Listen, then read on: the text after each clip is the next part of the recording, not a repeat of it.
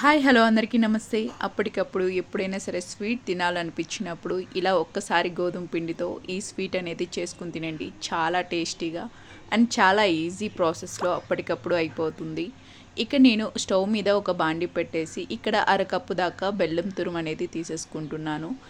దీనిలోకి ఒక అరకప్పు దాకా వాటర్ అనేది తీసేసుకుంటున్నాను. ఇలా వాటర్ యాడ్ చేసేసుకుని మనం జస్ట్ బెల్లం అనేది కరిగించుకుంటే చాలు, మనకి ఏ పాకం అనేది అవసరం లేదు.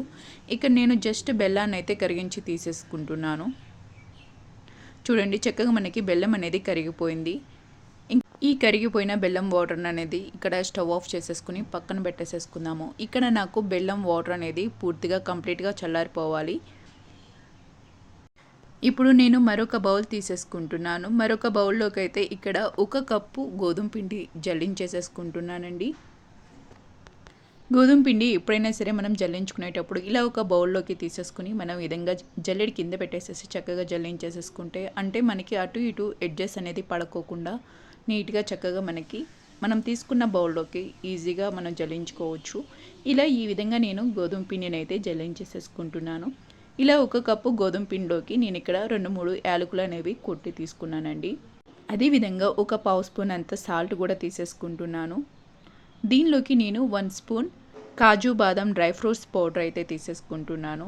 ఈ కాజు బాదం డ్రై ఫ్రూట్స్ పౌడర్ అనేది మనం ఎప్పుడైనా చేసి పెట్టుకుని ఉంచుకుంటే పిల్లలకి ఇన్స్టెంట్గా మనం దేంటోకైనా సరే మిక్స్ చేసుకోవచ్చు.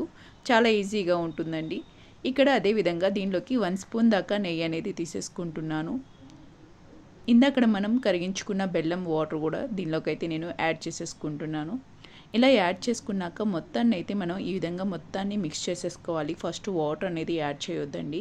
వాటర్ యాడ్ చేయకోకుండా మొత్తాన్ని ఈ విధంగా పిండిని అనేది మనం మిక్స్ చేసుకుని ఏమాత్రం ఉండలు లేకోకుండా ఇలా మిక్స్ చేసుకోవాలి.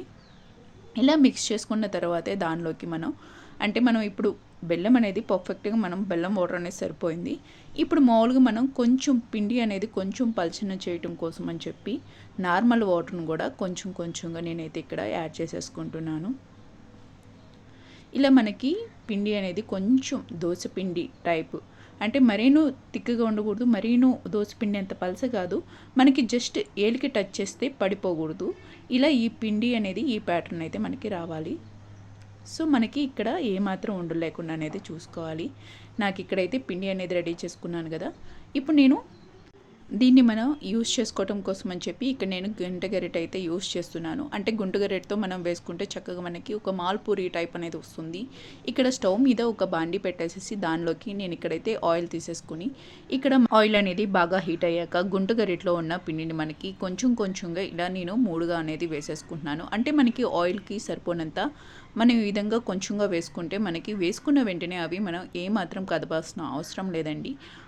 వేడి ఆయిల్కే మనకి అవి పూరిలాగా పైకి పొంగుతాయి అన్నమాట. చక్కగా ఇలా పొంగిని ఒక 1 సైడ్ వేగాక సెకండ్ సైడ్ అనేది మనం టర్న్ చేసుకుని ఇలా 2 సైడ్స్ చక్కగా వేయించేసేసుకుని తీసుకుంటే ఎంతో ఈజీ ప్రాసెస్తో మనకి మాల్పూరి టైప్లో స్వీట్ అనేది రెడీ అయిపోతుంది. మీకు అచ్చం సేమ్ మాల్పూరి అంత టేస్టే ఉంటుందండి. బయట మీకు మాల్పూరి ఏ విధమైన టేస్ట్ ఉంటుందో సేమ్ అదే టేస్ట్తో మనకి ఈ స్వీట్ కూడా ఉంటుంది. సేమ్ ఈ స్వీట్ నేను ఇక్కడైతే కొంచెం ఆయిల్ మనకి ఆయిల్ అనేది తీసుకున్నాం కాబట్టి నేను ఇక్కడ ప్లేట్లోకి నేను టిష్యూ పేపర్స్ అయితే తీసేసుకుని ఇంకా టిష్యూ పేపర్స్లోకి తీసేసుకుంటున్నాను ఈ పూరీలను.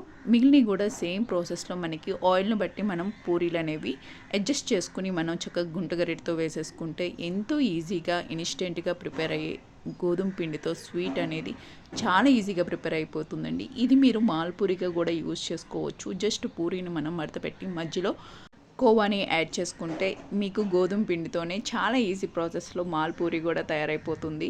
చూసారా ఎంత ఈజీగా మీకు గోధుమ పిండితో ఈ చిన్ని స్వీట్ పూరీలు అనేవి ఎంత స్వీట్గా రెడీ అయిపోయినాయో. మీరు డెఫినెట్గా ట్రై చేసి కామెంట్ చేయండి. Thanks for watching.